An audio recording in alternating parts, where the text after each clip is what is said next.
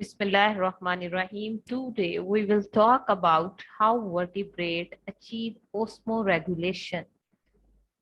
First of all, we will discuss what is vertebrate. Vertebrate are those organisms which have vertebrate column or a backbone in their skeleton.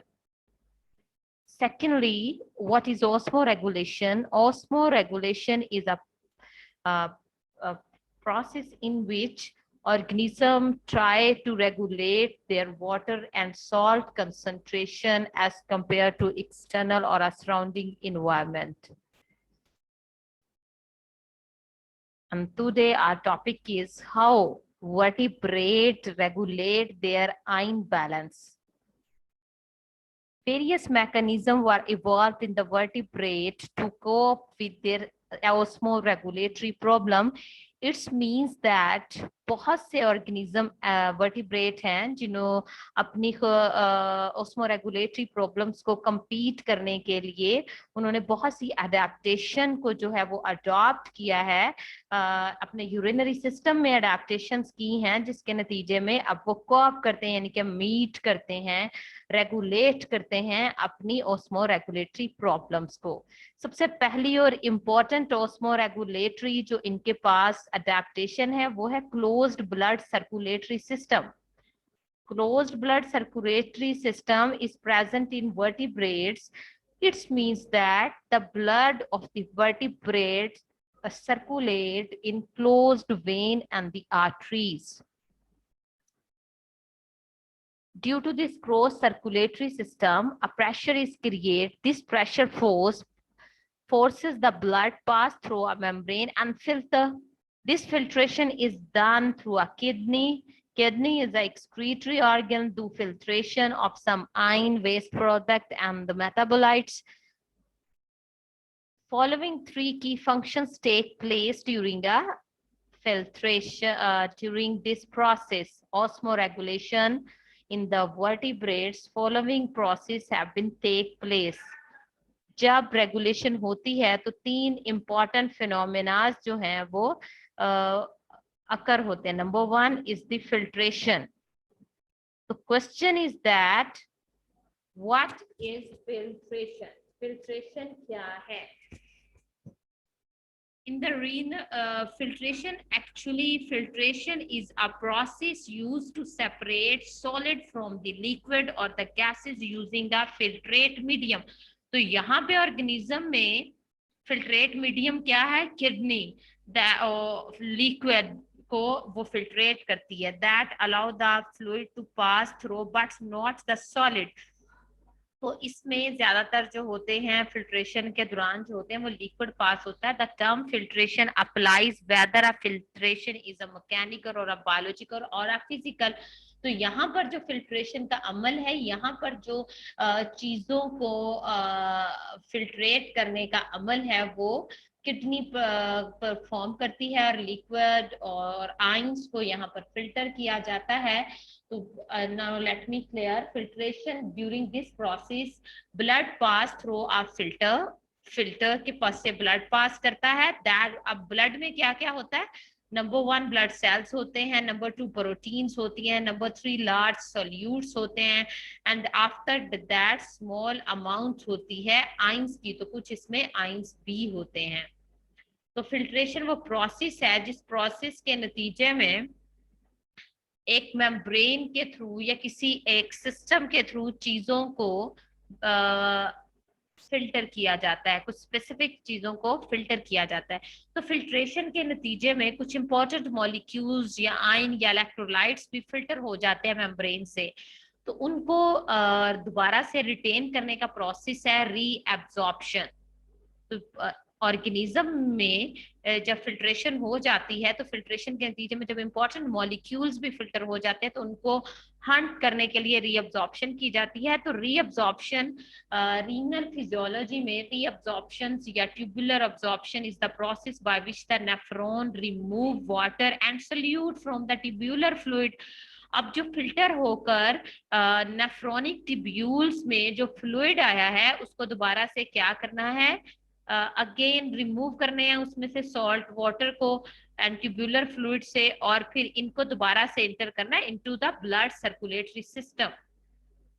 तो यहाँ पर जो important याद रखने वाली बात है कि यहाँ से जो चीजें फिल्टर होकर वापस रीनल ट्यूब्यूल्स में आई हैं, यानी कि किडनी की ट्यूब्यूल्स में आई हैं, उनको दोबारा से ब्लड सर्कुलेटरी सिस्टम में इंटर करने का अमल रीएब्जॉर्प्शन कहलाता है। इन विच अब रीअब्जॉर्प्शन में जितना मटेरियल फिल्टर होके आया वो सारे का सारा रीअब्जॉर्ब नहीं होता, उसमें से कुछ सिलेक्टिव आइंस जो होते हैं वो रीअब्जॉर्ब होते हैं, कुछ मॉलिक्यूल्स बैक किए जाते हैं, कहां पर बैक किए जाते हैं, into blood stream from the filtrate. Filtrate यहाँ क्या है, रीनल ट्यूब्यूल्स, रीनल ट्यूब्यूल से वापस चीजें जो है, कुछ चीजें ब्लड सर्कुलेटरी सिस्टम में पहुंचाई जाती हैं या ब्लड स्ट्रीम में पहुंचाई जाती हैं। नंबर थर्ड पॉइंट जो है ड्यूरिंग एक ऑस्मो रेगुलेशन, वो एक्सक्रीशन है, सिक्रीशन है, सॉरी। सिक्रीशन किसे कहते हैं?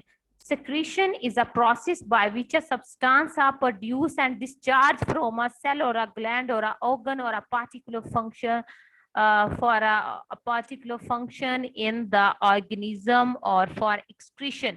तो यहाँ पर जो प्रोसेस है, यहाँ पर जो एलिमिनेट किया जाता है, यहाँ पर जो डिस्चार्ज किया जाता है, वो in the form of excretion किया जाता है। तो यहाँ एक्सक्रीशन के हसूल के लिए सिक्रीशन की जाती है।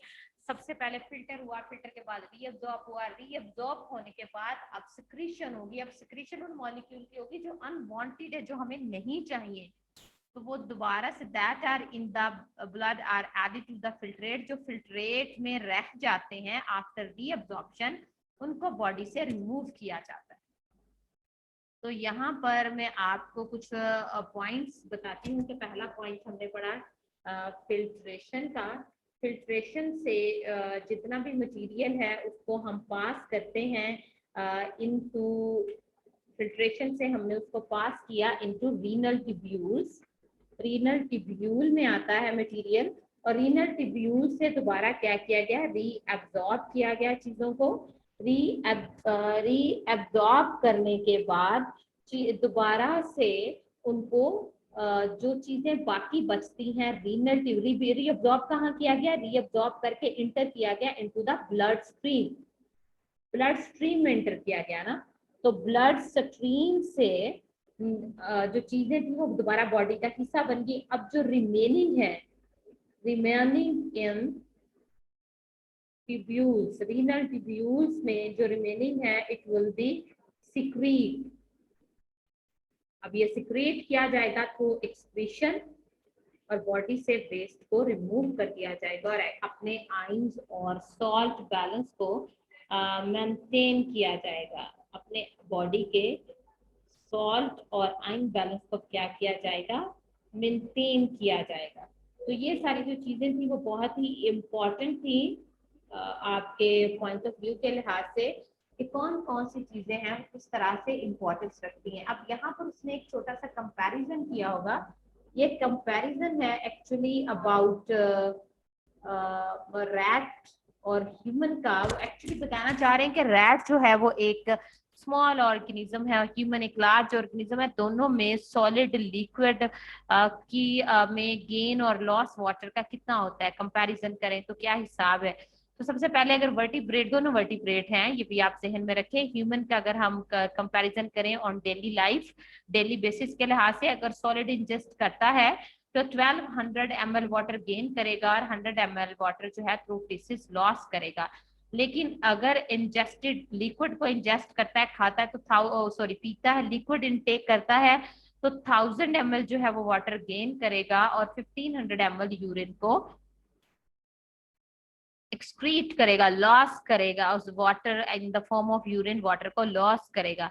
मेटाबॉलिकली जो मेटाबॉलिक एक्टिविटीज हैं, कैटाबॉलिक और एनाबॉलिक एक्टिविटीज, उसके नतीजे में 350 ml वाटर को प्रोड्यूस करता है और स्किन और लंग्स के थ्रू 950 ml को लॉस्ट कर देता है। तो this is a gain points, this is ingesting point and these are lost point of water.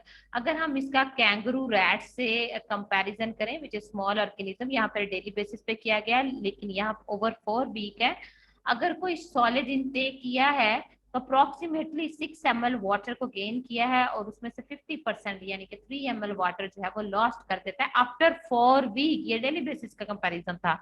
अगर लिक्विड को इंजेस्ट करता है तो 0 पर ml वाटर को गेन करता है और 13 जितना भी गेन किया होता है उतने का लॉस जो होता है वो 13 ml वाटर जो है वो लॉस्ट हो जाता है। मेटाबॉलिक कंपैरिजन किया जाए तो 54 ml वाटर गेन किया जाता है और स्किन और लंग्स के थ्रू 44 ml वाटर जो है वो लॉस्ट किया जाता है।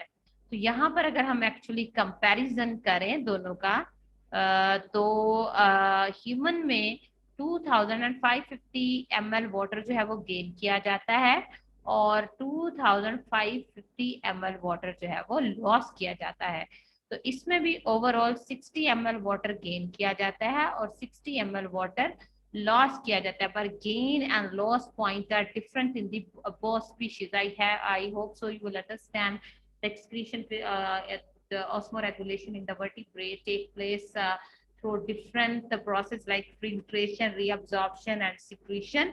And the next lecture we will study the evolution of the kidney. Thank you very much.